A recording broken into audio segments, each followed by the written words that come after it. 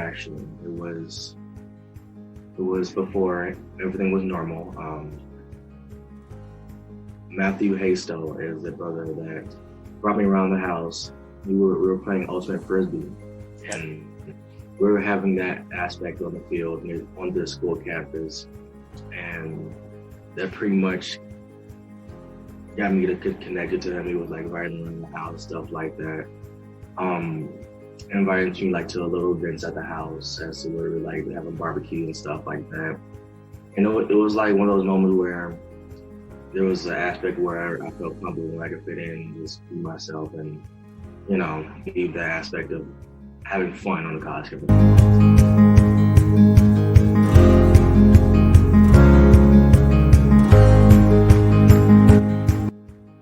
Being initiated in fall 2019, in spring 2020, I was on the judicial board of the house. So and I pretty much kept my brothers accountable all times of if they were doing anything wrong, aka punch a hole in the wall, doing anything that defines the judicial board aspect.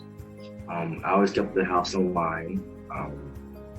There was no place and time where the house felt like they needed to do anything out of turn, because I was always there to keep them to be like, hey, the consequences follow your actions. So you'll have to find something to pretty much deflect what's going on, find another way.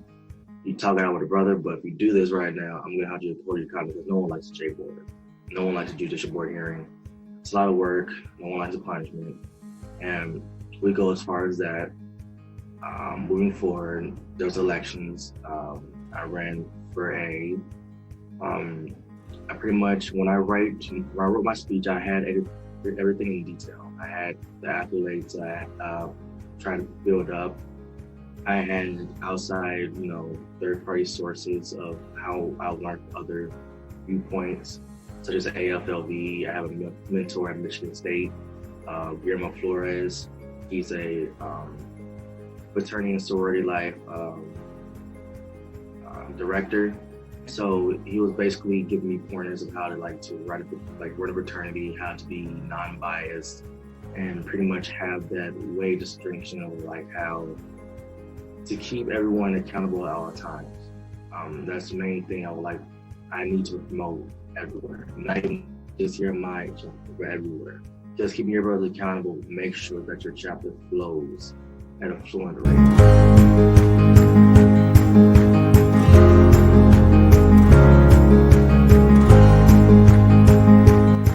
To become a teacher, actually, an English teacher in secondary education, so high school. This semester was actually my first clinical, to go see and observe classrooms and stuff like that. But the unfortunality in the world right now, I can't do that.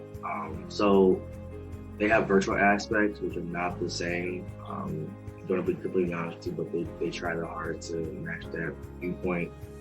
But I was really looking forward to actually going to high schools this year, mainly because I need that hands-on observing for actually to be relatively ready to go in the teaching field. Sure. It's kind of like a very terrible time for anybody trying to go to the teaching field, because it was pretty much said silently, we need hands-on approach to be in the classroom to actually go on so forth with our students, but in the virtual aspect, it's not the best.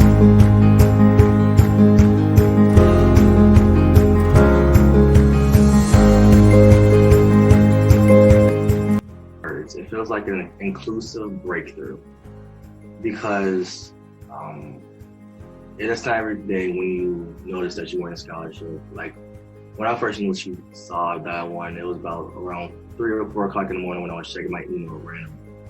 And it was my personal email instead of my school email, because there's clear distinction of which one you prefer to check off.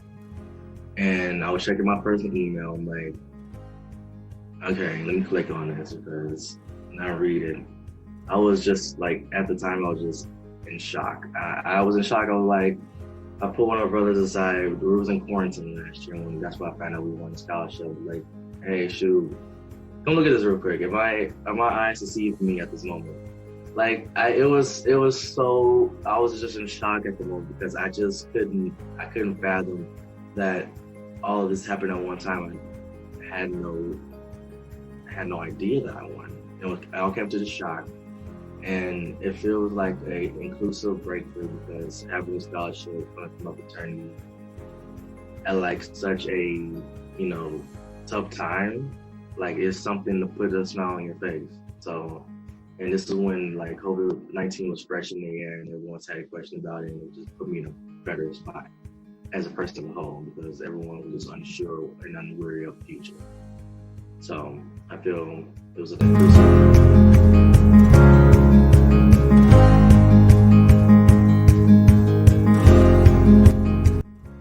believe it or not, a lot of it went towards books. Books. I had to get at least 9 books this semester, and this is actually one of them right here, on top of another one for another class. And books are not cheap, and the virtual aspect of getting access codes have not changed, and prices, even though we're on online learning, so it kind of felt weird. So pretty much everything went towards books. After I got all my books, I think some of it went towards like a board, some school supplies. I have to write a lot in my field. Like I went through at least 4 notebooks this semester already.